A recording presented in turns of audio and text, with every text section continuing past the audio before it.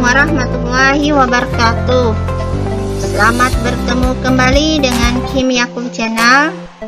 Di video kali ini saya akan menjelaskan tentang materi pengenalan alat laboratorium, nama dan juga fungsinya. Semoga bermanfaat.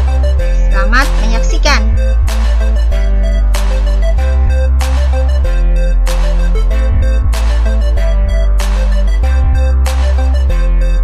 Mulai alat yang pertama, ini adalah gambar tentang rak tabung reaksi dan juga tabung reaksinya. Apa fungsinya? Tabung reaksi berfungsi untuk mereaksikan satu larutan. Ya, bisa larutan, kemudian ada nanti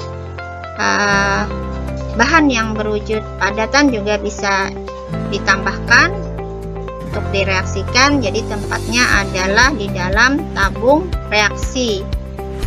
Kemudian fungsi raknya tentu saja untuk meletakkan tabung reaksinya. Kemudian alat yang kedua, seperti gambar ini, namanya adalah plat tetes. Bentuknya seperti plat, ada lubang-lubang kecil dan berfungsi sebagai tempat menguji suatu sampel dalam jumlah yang sedikit. Jadi kalau kita menguji sesuatu tapi hanya perlu sedikit sudah bisa diuji, maka pilihan yang paling tepat untuk alat yang diperlukan itu adalah plat tetes. Berikutnya ada gelas kimia atau bisa juga disebut sebagai beker glass. Ini tempat untuk membuat dan juga menyimpan larutan. Jadi biasanya kalau kita mau praktek, kita menampung satu larutan, kita masukkan ke dalam gelas kimia. Alat selanjutnya ini adalah gelas atau labu Erlenmeyer. Apa fungsinya? Biasa digunakan untuk membuat larutan juga, dan bisa digunakan untuk memanaskan suatu larutan tetapi ingin memperkecil penguapannya. Jadi karena ini mulutnya agak kecil, mengecil dibanding dengan bawahnya, ini dapat mengurangi besarnya penguapan pada saat dipanaskan.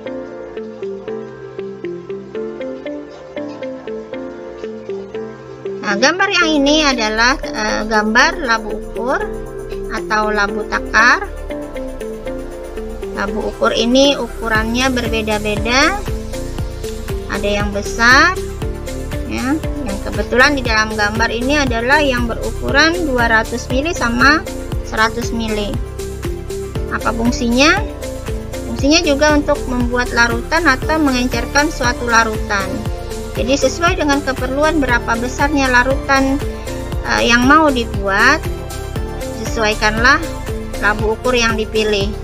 Kalau kita ingin membuat larutan dengan volume 200 mili atau ingin mengencerkan suatu larutan dengan nanti ada rumus untuk pengenceran, dipakailah labu ukur sesuai dengan volume yang diperlukan.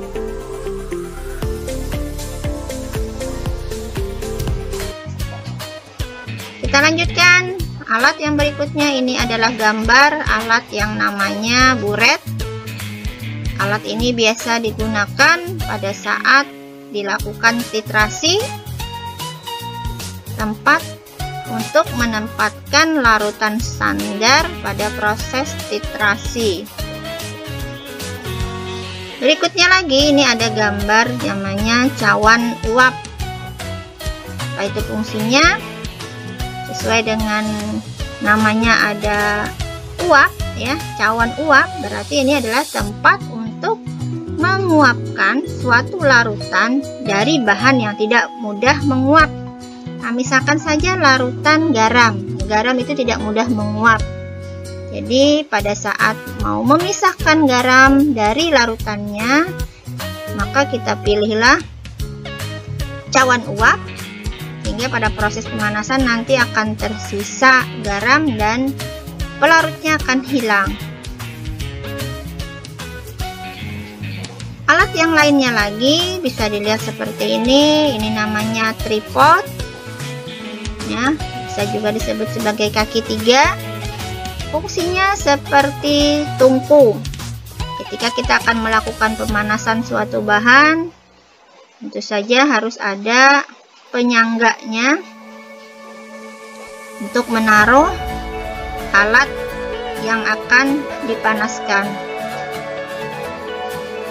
Alat yang lainnya seperti gambar ini mungkin semua sudah kenal. Ini namanya pipet, disebut sebagai pipet tetes karena fungsinya adalah untuk mengambil dan meneteskan larutan sedikit demi sedikit.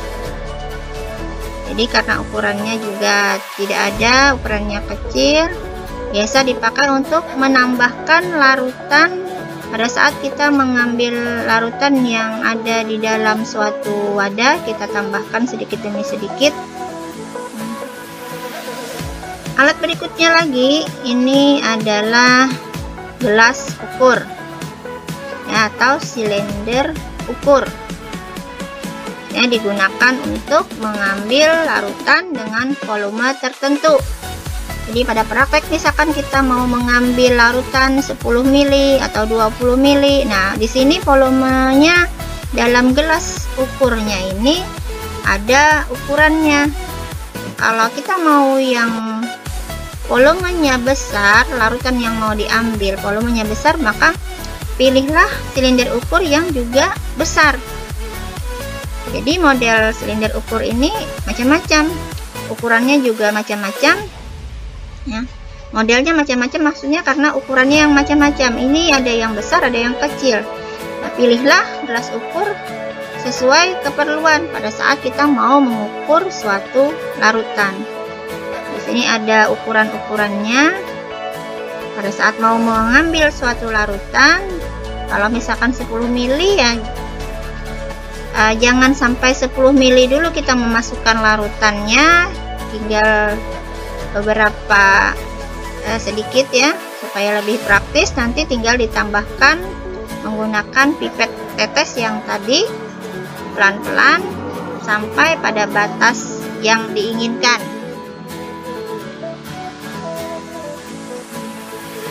Alat selanjutnya ini ada yang namanya mortal atau lumpang dan juga alu. Ini mortalnya atau lumpangnya, dan ini adalah alunya. Fungsinya adalah untuk menghaluskan bahan yang berbentuk padatan. Jadi kalau memang ada bahan yang besar ukurannya, kemudian untuk mempermudah suatu reaksi atau pelarutan, biasanya bahan itu harus dihancurkan dulu menggunakan alat mortal atau lumpang dan juga dengan menggunakan alunya. Alat selanjutnya adalah corong. Semua juga pasti tahu ini corongnya berbahan kaca, makanya disebut sebagai corong kaca. Tentu saja alat ini berfungsi untuk membantu kita pada saat memasukkan suatu larutan ke dalam tempat yang mulut alatnya itu kecil. Jadi kalau susah memasukkan larutan ke dalam suatu wadah yang permukaan alatnya itu atau mulut alatnya itu kecil, maka kita bantu dengan alat ini yang namanya corong ini.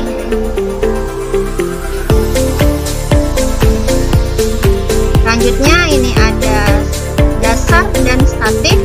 Jadi ini dasarnya, tempat untuk menancapkan, meletakkan statifnya. Jadi ini terpisah, ini dasar statif, ini statifnya. Fungsinya biasanya sebagai tiang penyangga.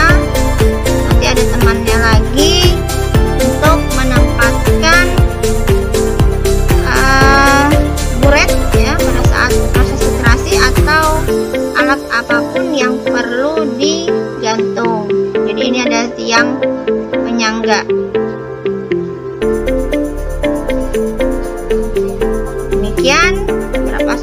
alat yang saya jelaskan.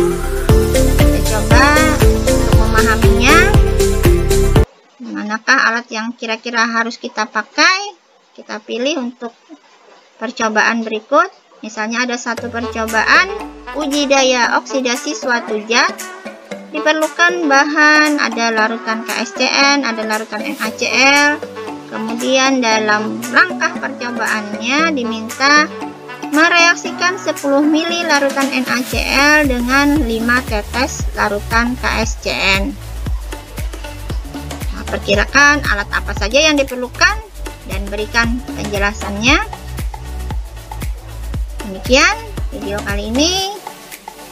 Assalamualaikum warahmatullahi wabarakatuh. Terima kasih, semoga bermanfaat.